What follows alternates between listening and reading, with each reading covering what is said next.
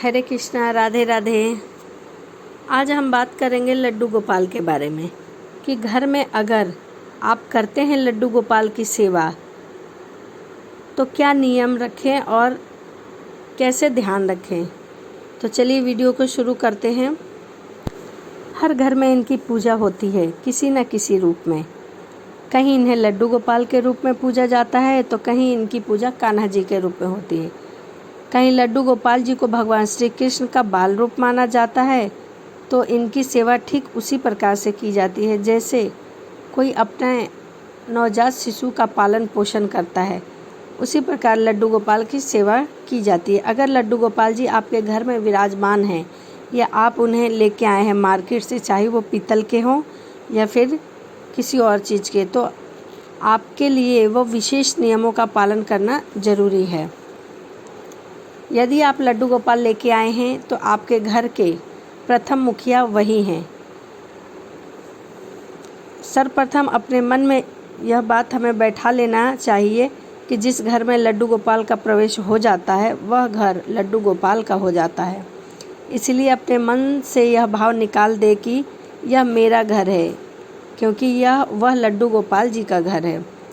लड्डू गोपाल जी अब आपके परिवार के ही एक सदस्य हैं। यह सत्य है कि अब आपके परिवार में लड्डू गोपाल जी का ही परिवार है। अतः लड्डू गोपाल जी को अपने पूरे परिवार में हर खुशी दुख में सम्मिलित करें और उन्हें मुख्य स्थान प्रदान करें। परिवार के सदस्यों की आवश्यकता के अनुसार ही लड्डू गोपाल जी की सभी चीज़ों का भी ख्याल रखना चाहिए। जैसे कि यदि आप अपने बच्चों के लिए कपड़ा लेके आते हैं तो लड्डू गोपाल के लिए भी कपड़ा लाएं। ये नहीं कि आप अपने बच्चों के लिए ले आएं और लड्डू गोपाल के लिए नहीं लाएं। यदि आप अपने बच्चों को बिस्किट दिलाते हैं तो लड्डू गोपाल को भी एक पैकेट बिस्किट ज़रूर दिलाएं। कहने का तात्पर्य यह है कि लड्डू गोपाल की सेवा सच्चे भाव, मन और लगन से करिए। उसी प्रकार करिए जिस प्रकार आप अपने छोटे बच्चों की सेवा करते हैं। उसके खान पान से लेकर पोशाक से लेकर दूध तक का ध्यान रखते हैं, उसी प्रकार हमें लड्डू गोपाल जी की भी सेवा करनी चाहिए।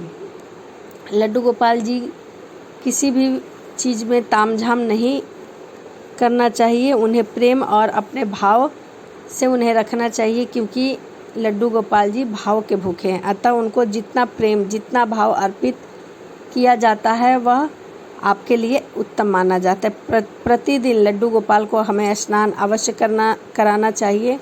उसी प्रकार जिस प्रकार आप अपने बच्चों का प्रतिदिन स्नान कराते हैं, प्रतिदिन वस्त्र धोते हैं, प्रतिदिन भोजन कराते हैं।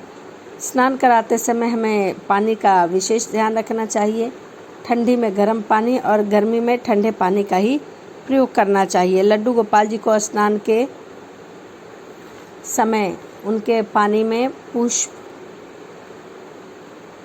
चंदन अवश्य डालनी चाहिए। स्नान कराने के बाद उन्हें तौलिए से पोंछकर स्वच्छ और साफ वस्त्र पहनाना चाहिए। उसके बाद उनका श्रृंगार करना चाहिए। श्रृंगार के बाद उन्हें इत्र अवश्य लगाना चाहिए। उसके पश्चात जिस प्रकार आपको भूख लगती है उसी प्रकार लड्डू गोपाल जी को भी भूख लगती है। अतः उनको भोजन दिन में 3 बार अवश्य कराना चाहिए। सुबह हल्का नाश्ता देना चाहिए, दूध, बिस्किट।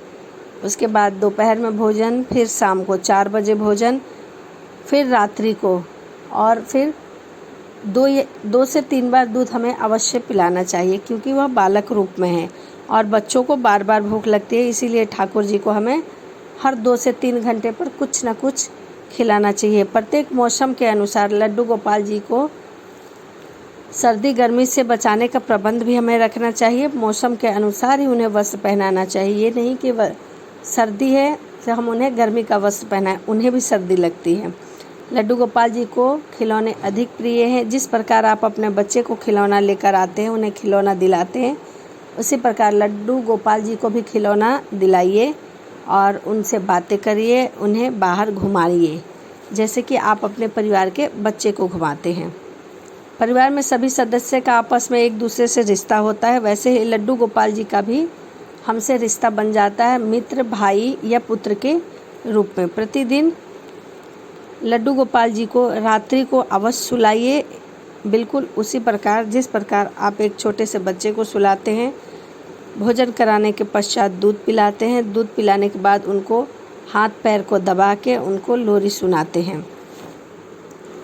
यदि आप घर में कोई भी चीज़ नहीं लेके आते हैं तो लड्डू गोपाल जी से हाथ जोड़कर प्रार्थना करिए कि प्रभु ये मेरा नहीं, ये आपका है और मैं ये आपके लिए लेके आई हूँ। चाहे वो वस्त्र हो या कोई भी चीज़ हो, तो इन बातों का हमें ध्यान रखना चाहिए। और कोई भी हम वस्तु खाने पीने की लेके आते हैं लहसुन प्याज छोड़ के, तो वो लड्डू गोपाल को समर्पित ज़रूर करिए, उनको भोग लगा के ही खाइए। जब आप कोई भी चीज़ उनको भोग लगा देते हैं, उनको समर्पित कर देते हो, तो प्रसाद बन जाता है। तो हमें कोई भी चीज़ भगवान को समर्पित करके उनसे प्रार्थना करके ही खाना चाहिए। तो ये लड्डू गोपाल की सेवा है, और आप जैसा नाता उनसे बनाएंगी, जैसा भाव रखेंगी, तो वो उसी प्रकार आपसे भी नाता बनाएंगे, जिस प्रकार आप उनसे नाता बनाएंगी। तो ये लड्डू गोपाल जी की सेवाएं थी, भाव था और इनके नियम और जानकारी थी। तो चलिए इसी के साथ मिलते हैं अगली वीडियो में।